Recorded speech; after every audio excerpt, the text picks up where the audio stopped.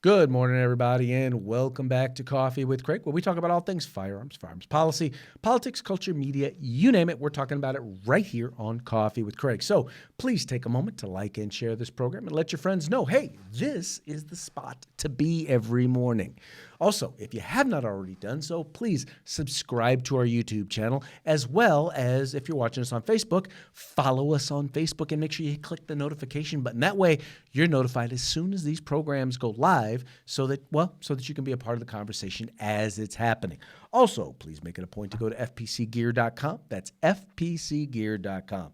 It is a cool place to go where you can purchase all sorts of t-shirts, hoodies, coffee mugs, all different sorts of 2A swag in order to show your support for the Second Amendment. But the cool thing is every dollar that you spend goes right back into the fight for a right to keep and bear arms, so you can support the Second Amendment and you can look good doing it. That's fpcgear.com. Now, it's kind of interesting when it comes to the fight for the Second Amendment. I always say two of the most important amendments are the First and the Second Amendment, because those are the two that really defend all others. And the First Amendment is largely our non-violent way in order to be able to protect our rights and our liberties, to be able to stand up against a tyrannical government. Now, the challenge is that if number one, if the First Amendment doesn't work, well, we always have the Second Amendment to fall back on as recourse. Well, needless to say, in some cases, we're starting to look at challenges to our First Amendment rights. Now, I'll be the first one to tell you that I believe that there's a difference between government and between private industry. But in some cases, when we start talking about the technology companies, we start talking about those who control the public square. We're talking about the Googles. We're talking about the YouTubes. We're talking about the Facebooks, right? They're the ones who now are really kind of in control of the public square when it comes to debate, and it comes to conversation, when it comes to addressing issues relating to our concerns and our liberties here in this country, and much the way in which the media started to become kind of I don't want to say the target of some government concern, but the same way other communication means became targets. Well, now we're looking at, social media now is this new venture, this new place where we're having a lot of these conversations. Well, there was recently a video that was done by Project Veritas. For those of you who aren't familiar with Project Veritas, it's a program that likes to expose various different things that are going on, in particular when it comes to, in our culture. We'll just say in our culture. But in any case, one of the things that they did was they found through an insider, someone who used to work for Facebook, that there were things going on that were none too scrupulous. Now, you guys know, when we've talked about this a little bit, and I know you guys, we're part of the, how shall we say, I know that some of you out there are part of the black helicopter crowd. And some of you are, I won't say conspiracy theorists. I'll say, as my good friend Anthony would call them, conspiracy connoisseurs. And many of you believe that Facebook has been engaged in, how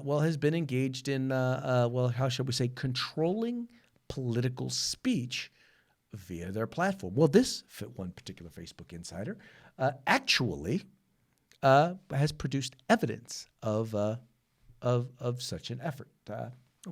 Check out this segment of this interview. Deboosting is a method of suppressing distribution. This occurs because prompts such as share this video are disabled. Interactive notifications are also disabled. And the live feed boost associated with a live streaming video on Facebook is removed. The system converts the live video into text. Machine learning classifies or identifies certain words, and bad words trigger deboosting. Action deboost appears after the word Sigma, which Project Veritas has learned is an artificial intelligence system to block potential suicide and self-harm posts. The Sigma code was written in 2017, and shortly thereafter, it seems deboost went political. All right, so let's be very clear here. So when they're talking about deboosting, what they're talking about is these videos that go out there. What they've done is they've made it so that they constrain the reach of these videos. And I'm telling you this because that's something that actually happened to us. That happened right here to the Firearms Policy Coalition via Facebook. There was a time, and I want to say it was 2017. And what we noticed was that we were watching our Facebook Live following. We were watching our Facebook following, in particular, those who are watching the videos and those who are sharing the videos and those who are watching via the live stream. We noticed that it was increasing dramatically. I mean, we had hit that point where we really had hit our strides. And then all of a sudden, out of nowhere, the number of views per video, the number of live feed views, all of a sudden just disappeared. I mean, we're talking to like a third of what our overall views were. And it's never really gotten back to where it was. Now, one of the things that we noticed as I was sharing the code with somebody, not the code, but the link to somebody to the live feed, I noticed that they had actually listed our video as explicit. And so I'm thinking, oh, great. Yeah, this is what Facebook does. Facebook decided that, well, because they're talking about guns, it must be explicit. Because now, mind you, there's no nudity on this show or this program. I know some of y'all out there are like, would like to, but no, there's no nudity on here. And I think I probably cuss maybe 1 out of every 10 videos, 1 out of every 20. I may use unsavory language. But for the most part, there is absolutely nothing explicit about these videos. But that's in fact what is going on. But it turns out that it wasn't that. It was the fact that literally they were looking for and they were going after political speech.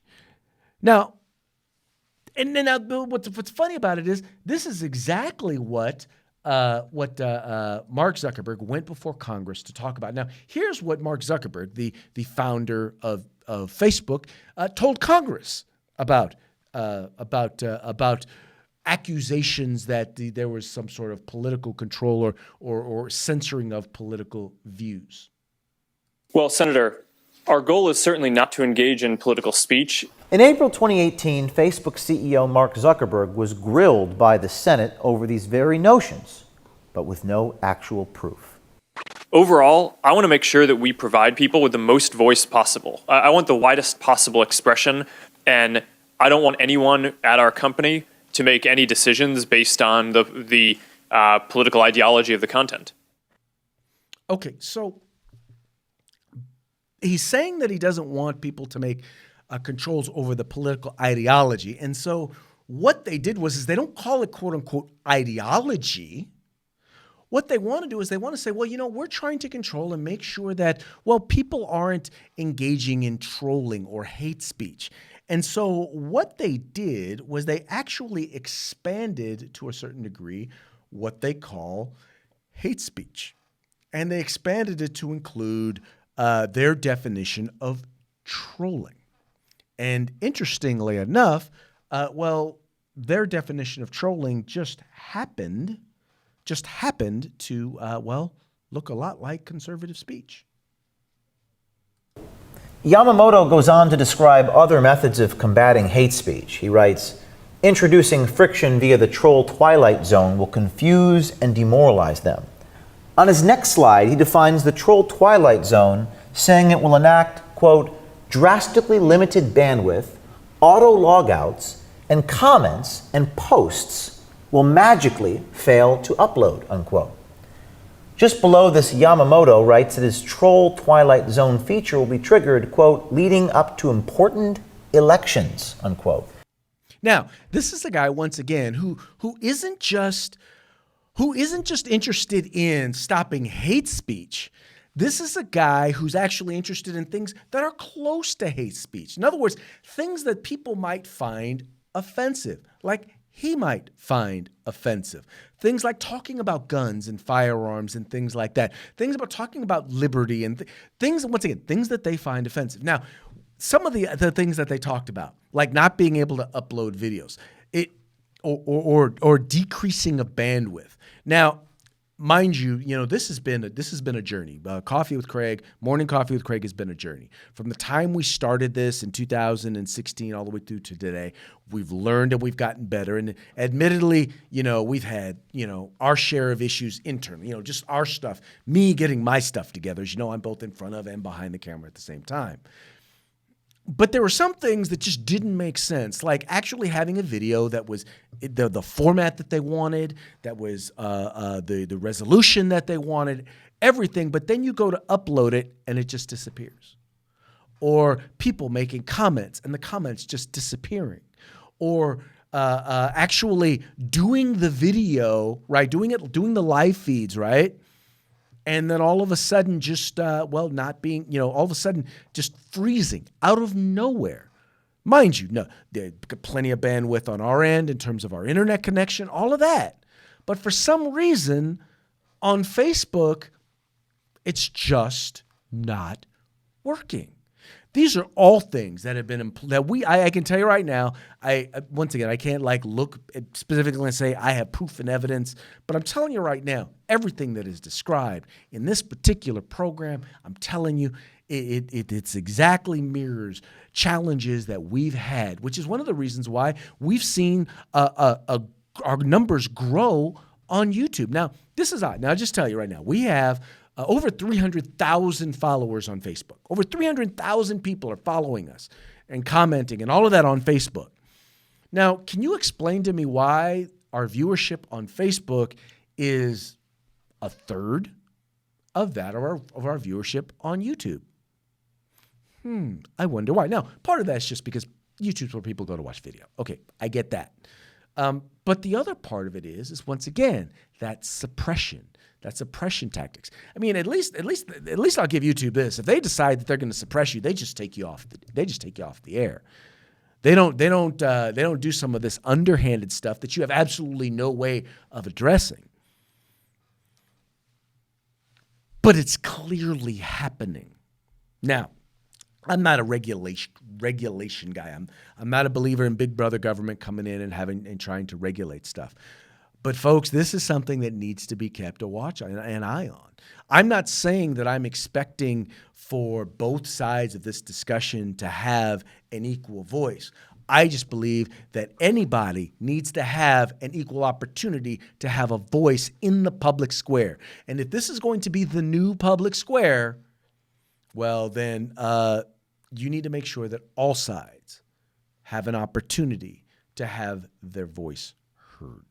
You don't just shut down speech that you do not like. And that's exactly what it appears that Facebook is doing. So that's why, once again, I just encourage you guys. I don't know what'll happen after this video goes out. Who knows? Maybe Facebook takes this video down, or maybe they deboost it, or whatever they're going to do to it, right?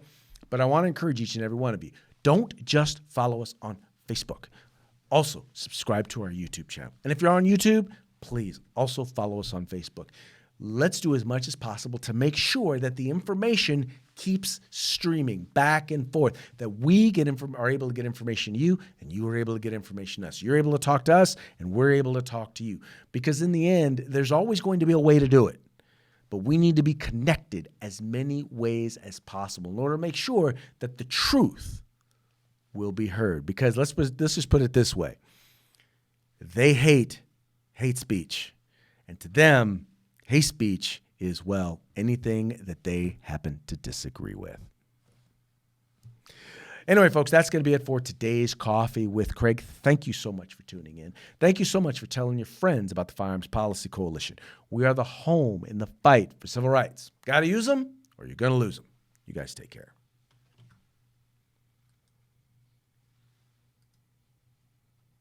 If you like our videos, follow, subscribe, like, and share.